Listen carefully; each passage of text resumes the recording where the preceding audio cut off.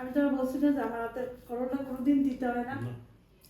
প্রায় 4 বছর পর্যন্ত সে মুলকানি বলছে, 4 বা হ্যাঁ 4.5 বছর পর্যন্ত মুলকানি বলছে সে। আমি বাসায় ছিলাম 9:30 পর্যন্ত, এসে কাপড় চেঞ্জ করছি, এর মধ্যে আসে বাবু কল দিছে, সেইটা কাটা লাগবে না।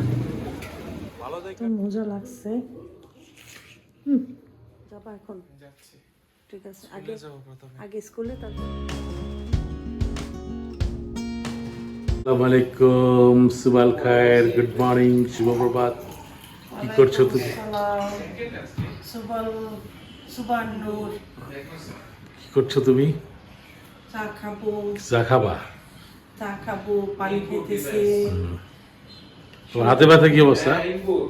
শোল্ডার, ঠিক এই জায়গাটা শোল্ডারে। এখন কমে না একটু? তুমি ওষুধ টষুধ খাইছিলে রাত্রে কোনো ব্যথার ট্যাবলেট?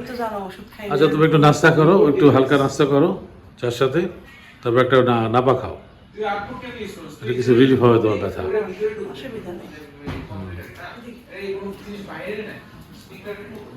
তুমি আসলে লাইট নিয়ে তো এনাফ ইয়ে না, তোমার ফেস, ওই লাইটটা জ্বালাও তো একটু পাশেরটা।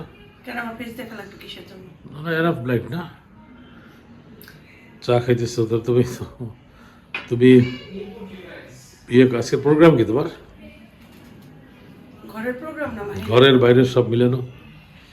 নিজেও জানি না আজকে কি প্রোগ্রাম। আজকে তো আমার অনেক কাজ ছিল, কিন্তু আমি কিভাবে করবো বলতে পারতেছি না। আজকে তো বৃষ্টি নেই, কাজ তো করাইতে পারতাম না, ওই যে জিনিসপত্র কিনতে হবে, ওগুলো তো আবার সময় পাই না। আপনি নিয়ে গেলাম, স্কুলে পরীক্ষা দিয়ে আসলাম।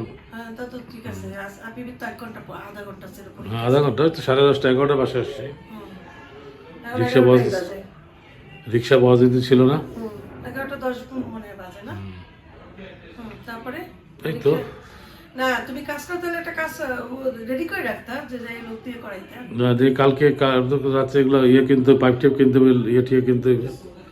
কালকে ইনশাল্লাহ, আজকে কিনে রাখবো, একটু পরে বের হয়ে একটু রেস্ট করে। মজার কথা কি জানেন, ভিডিওটা কিন্তু আমার ইচ্ছা না, আপনার ভাবি বলছে একটু ভিডিও করেন, আমি একটু ভিডিও করলাম, একটু এটা জাস্ট ভাবি না, আপু, হ্যাঁ আপনাদের আপু, সরি আপনাদের আপু, ভাবি ওই ভাই দেখে। হ্যাঁ সে বললো যে একটু করেন। আপু তুমি দুলাভাই। আচ্ছা ঠিক আছে, ওকে ভাই একটু আমি তার ভিডিও করলাম, একটু কথাবার্তা বললাম তার সৌজন্যে, আপনাদের উপলক্ষে।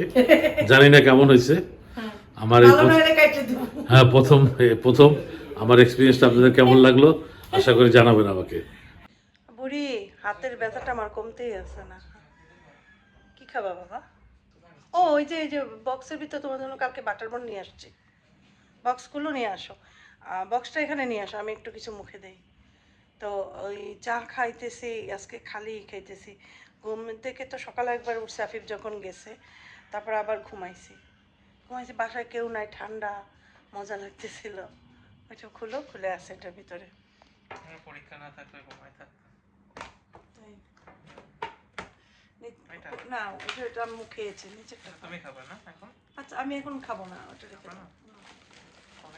হ্যাঁ, নিয়ে যাও। না, এটা টোস্ট দাও, টোস্ট খাই, টোস্ট মজা। তারপর রেখে আসো। পুরোটা খাবো? হ্যাঁ, পুরোটা, অর্ধেক কেউ খায়। মুলকু, আচ্ছা, আমাকে জিজ্ঞাসা করছে আমার এক ভিউয়ার্স আপু যে মুলকু কি? মুলকু হচ্ছে ওয়েলকাম, থ্যাংক ইউ দেওয়ার পর বলবেন মুলকু। এখন আর মুলকু কেন আমরা বলবো? আসলে ঘটনা হয়েছে, আমার আশফাককে ছোট সময় এত কিউট ছিল আমার আশফাক। আশফাককে যখনই কেউ বলতো থ্যাংক ইউ, তখন সে বলতো মুলকান। সে মুলকান বলতো সব সময়, প্রায় 4 বছর পর্যন্ত সে মুলকানি বলছে। 4 বা হ্যাঁ 4.5 বছর পর্যন্ত মুলকানি বলছে সে। আর তার কয়েকটা ভাষা ছিল। লিচুকে বলতো চুল্লি, না লিচুকে না, সরি, স্ট্রবেরিকে বলতো চুল্লি, ঠিক আছে? স্ট্রবেরি ছিল তার প্রিয় খাবার, আর ওইটা ছিল চুল্লি। আর থ্যাংক ইউ মুলকান।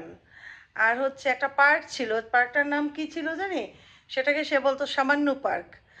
আর একটা পার্ক, আর একটা হাঁটার জায়গা ছিল, ওটাকে সে বলতো লুজ পার্ক। এই কিছু তার ভাষা ছিল, যেগুলো শুধু আমি আর বাবা আর চকলেটকে জানি কি একটা বলতো।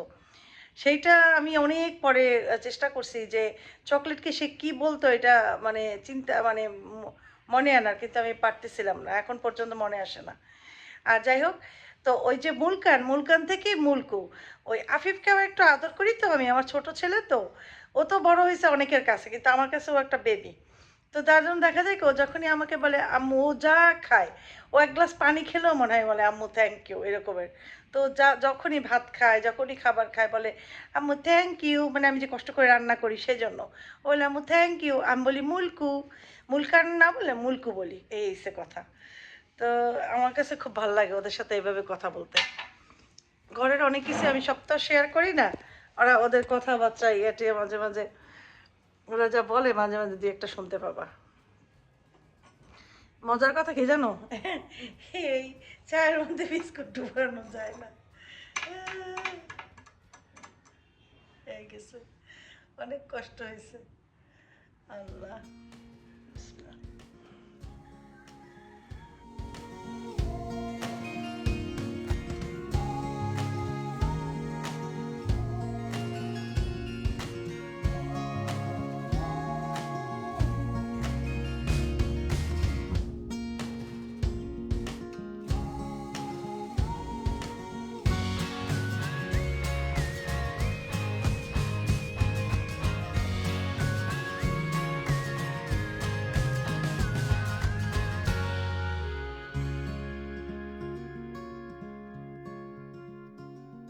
তোমাদের সাথে রান্নাটা শেয়ার করতে পারিনি, কারণ আজকে রান্না বলিতে রোজই তো রান্না রান্না কি দেখাবো।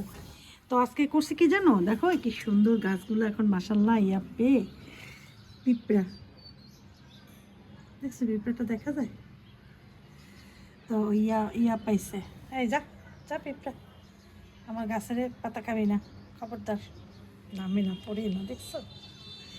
তা শোনো, মজার কথা বলতেছি বলে নি, তো ওই গাছ ভালো হইতেছে এখন অনেক, মাশাল্লাহ মাশাল্লাহ পানি পেয়ে। তো আমি বলছি কি জানো, পানিতে পড়ে গেছে বললে তো আবার সমস্যা।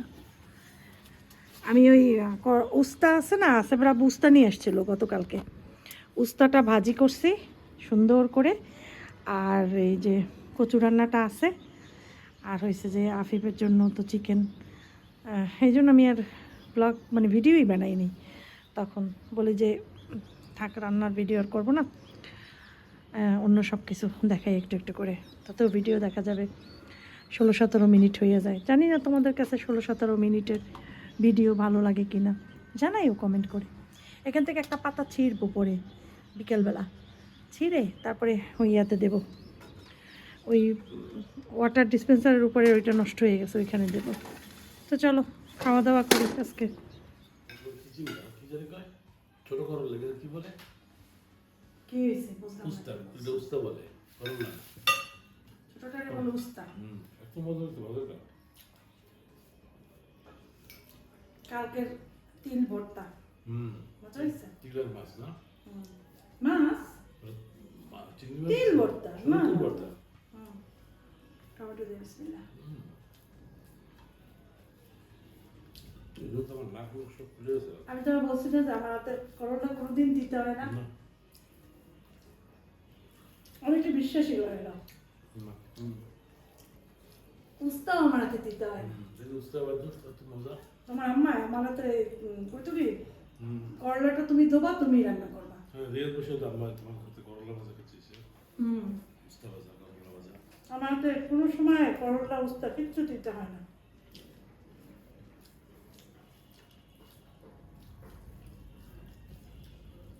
যাবা এখন? যাচ্ছি, ঠিক আছে, স্কুলে আগে যাবো প্রথমে, আগে স্কুলে, তারপরে তারপরে স্কুল থেকে পান্না স্যারের কাছে।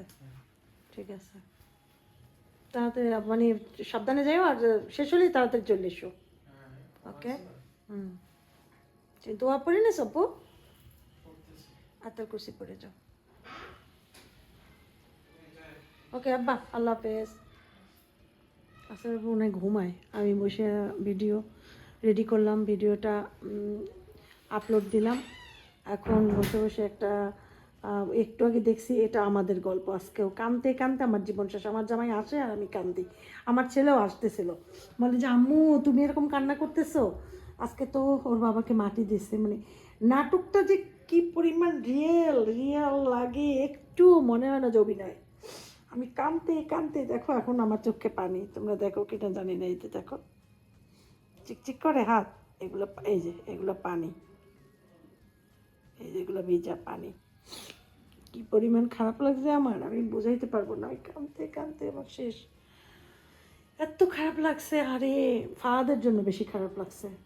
যাই হোক, এরপরে তো তো আসছে, মাটি টাটি দিল। যারা দেখো না ওই নাটকটা যেয়ে দেখতে পারো, ইউটিউবে সার্চ দিলেই চলে আসবে, এটা আমাদের গল্প। আমার কাছে এই নাটকটা বেস্ট লাগছে, অনেক ভালো লাগছে।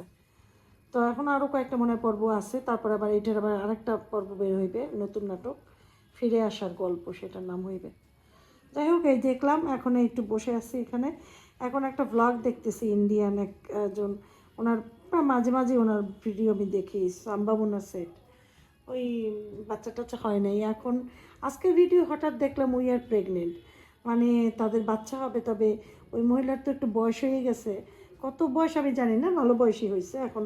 ওই নিতে বাচ্চা নিতে মানে বাচ্চা হয় তার, কিন্তু 3 মাসের সময় তার বাচ্চা ওই অ্যাবর্শন হয়ে যায়। যার জন্য এখন আর রিস্ক না নিয়ে তারা সারোগেসির মাধ্যমে বাচ্চা নেবে। সারোগেসিটা একদমই নিষেধ বা হারাম আমি যেটা যতদূর জানি। হ্যাঁ, তো ওই নিষেধ, কিন্তু হিন্দুদের এই ধরনের তো কোনো ধর্মের ভিতরে এই ধরনের নাই যে নিষেধ, এইটা এই জিনিসটা যে নিষেধ এটা। তো তারা সারোগেসির মাধ্যমে নিবে, অনেকেই নিছে। শাহরুখ খানের ছোটো ছেলেটাও সারোগেসির মাধ্যমে হয়েছে, কিন্তু শাহরুখ খান তো মুসলমান, কিন্তু তারা সারোগেসি করছে। অবশ্য তাদের ভিতরে হিন্দু মুসলমানের কোনো নাই, ধর্মটারে তারা মানে না, তারা মানে সব কিছুই মানে অন্যভাবেই করে। যাই হোক, তো ঠিক আছে, আমি ওই নাটক না ব্লগটা একটু দেখি, তারপরে চা বানাতে যাবো।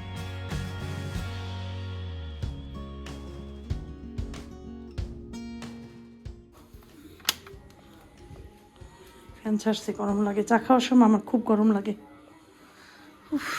ফ্রিজে এই জায়গায় চিকেনের সাথে একটু সবজি, মনে আছে তোমাদের আমি যে সামোসা বানিয়েছিলাম, সেই সামোসার সবজি এতটুকু রয়ে গেছিলো, এটা আমি ডিপ ফ্রিজে রেখে দিয়েছিলাম। হ্যাঁ, ওই যে রোজার মধ্যে যে সামোসা বানাইছিলাম, তো ওই ডিপ ফ্রিজে রাখছিলাম, ওইটা বের করছি। কারণ আপনি একটু স্যান্ডউইচ দেবো, এখন ডিম স্যান্ডউইচ তো সবসময় খাইতে চায় না, বুঝো না। এখন কী দিয়ে দেবো, আমার আবার যাইতে হবে নিচতলার ভাবির বাসায়। তো ওই জন্য আমি আজকে আবার ঠান্ডা দেখে খুব সুন্দর একটা ড্রেস পরছি, ওই যে ব্লু কালারের, ওটা তো এমনি গরমে পরা যায় না, বুঝছো। ওইটা আবার আজকে ওইটা পরছি, বলে যে আজকে পরি এটা। তো বলে যে এত সুন্দর জামাটা পরলাম, একটু ঘুরতে না গেলে ভালো লাগে না, ঠিক আছে, বিকেলবেলা পরছে। এই জন্য আমি করছি কি জানো, একটু রেডি হয়েছি। এখন আমি ওর জন্য একটু মেয়োনিজ দিয়েছি, একটু সস দেবো, আর এটা দিয়ে একটু স্যান্ডউইচ বানিয়ে দেবো। আর এই যে জামাটা পরছি, এই যে দেখা যায় না, এতটুকু দেখা যায়, এই জামাটা পরছি। এখন নিচের বাসায় যাবো তো হিজাব পরি নাই, জাস্ট একটু মাথায় কাপড় দিয়ে লিফটে নামবো। আমি এত তার বাসার ভিতরে ঢুকলে মাথায় কাপড় দেবো না। ভাবি থাকে শুধু একটা, ভাবি আর ভাবির মেয়ে। তো ভাবির হাজব্যান্ড নেই, মারা গেছে। তো এই ভাবির বাসায় যাবো, তো এই জন্য বলে যাই একটু 2 মিনিট বসে আসি। এখন আফিফ তো টিউশন দেয়, এসে পড়বে, আসলেই তো মাকে খুঁজবে, খিদা লাগবে। তো ভাবলাম আইসা ও তো ততক্ষণ একটু করো, নাস্তা খাক, বুঝছো। কারেন্ট আজকে সকাল দিয়ে গেছে 2-1 বার, এখন আর যাবে না, মানে যেমন নাই কারেন্টের। হ্যাঁ, হয়ে গেছে। এখন এইটা দিয়ে ওর একটু স্যান্ডউইচ বানিয়ে দিয়ে দেয়, ও কে আসছো? তোমার নাম নিতে নিতে তুমি চলে আসছো। অনেকবার কল দিচ্ছি, আমি নিচ্ছে আন্টির বাসায় যাবো, ভাবলাম 7টায় শুরু হয়েছে। আর অসুবিধা নেই, মরিচ সরাই যে মরিচ খাইতে পারবে না, আল্লাহ ভরসা। আচ্ছা, খাইয়া তুমি শুধু পড়তে থাকো, আমি নিচতলা আন্টির বাসায় যাই, ঠিক আছে। যদি ইনকেস কারেন্ট যায় চলে আসবো, অনেক কারেন্ট গেলেই আছে, এখন অসুবিধা হবে না, বাতি টাতি আছে। তারপর এই একটু সস দেবো, সস যদিও দিতে চাই না সে, কিন্তু আফিফ একটু খাইতে চায়। সস তো ভালো না, একদম ক্ষতি, আম্মা তো একদমই নিষেধ করে, সস দিবিই না খাবারে।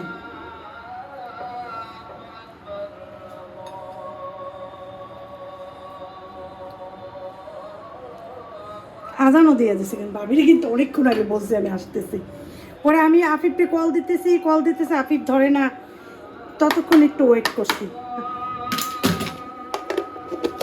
যে আফিফের জন্য, যে কলটা আফিফ যদি ধরে নিচে নামতে সুবিধা হবে। যাই হোক, আফিফ এটা তাহলে খাক আর আমি নিচ থেকে যাই আসি। চা খাইছিলাম একটু মুড়ি দিয়া।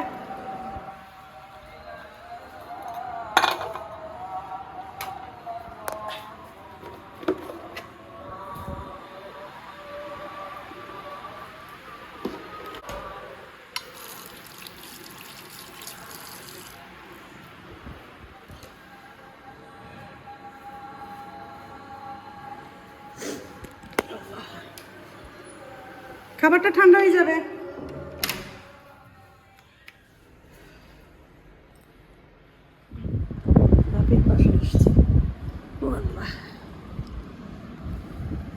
আমরা চা খাইছি, ভাবি আর ভাবির কাজের বউ আসছে তো দেখাই দিতে গেছে কাজ। আমরা বসে বসে দুজনে চা খাইছি। আমরা দিয়া কি জানি ছোট ছোট বাটার বম দিয়া। আমি খাবো না, ভাবি জোর করে আমার খাওয়াইছে। আসেন, এই জামাগুলো পরলে এত মোটা লাগে।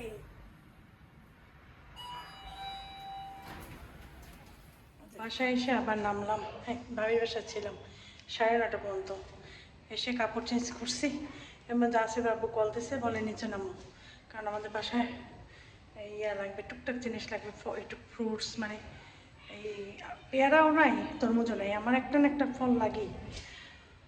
তো যাই হোক, এখন নাই, আসিফ বাবু নিচে নামতে বলছে, এই জন্য নিচে নামলাম।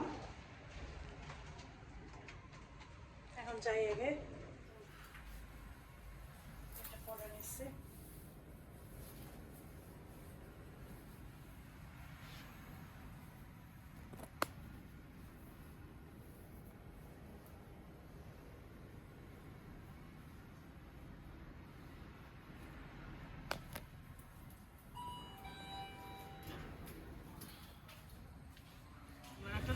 সেইটা কাটা লাগবে না, ভালো জায়গাটা সেম সেম ওই রকমের হইবে, সেম।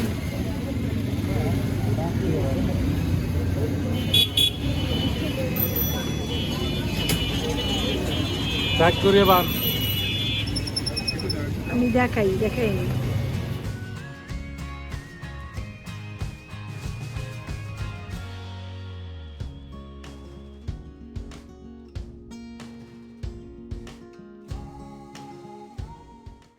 আসিফের আব্বু বাহিরে আসলে আমার জন্য একটু বাদাম কিনবে, এখানে দেখে বাদাম বিক্রি করতে, সাথে সাথে রিক্সা থামাইছে।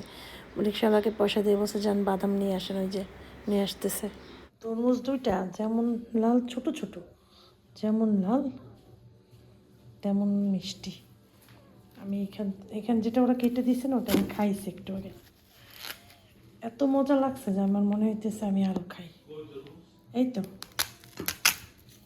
এত মজা, মিষ্টি, খুব মিষ্টি, চিনির মতো। মানে রাত্রে তো একটু মোরগ পোলাও আনছিলাম, ওটা খাইছিলাম, খাওয়ার পরে তো মজা লাগছে।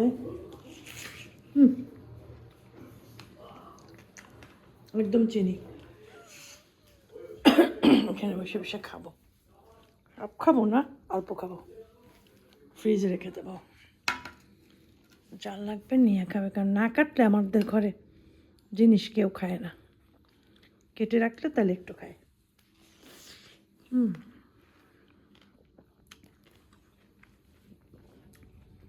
এতক্ষণ বিজলি চমকাইছে, এখন চমকায় না। তো ঠিক আছে, আজকের ভিডিওটা এই পর্যন্তই। সবাই ভালো থাকো, সুস্থ থাকো, সবার জন্য অনেক অনেক দোয়া রইলো, আমাদের জন্য দোয়া করবা। মা আসসালামা।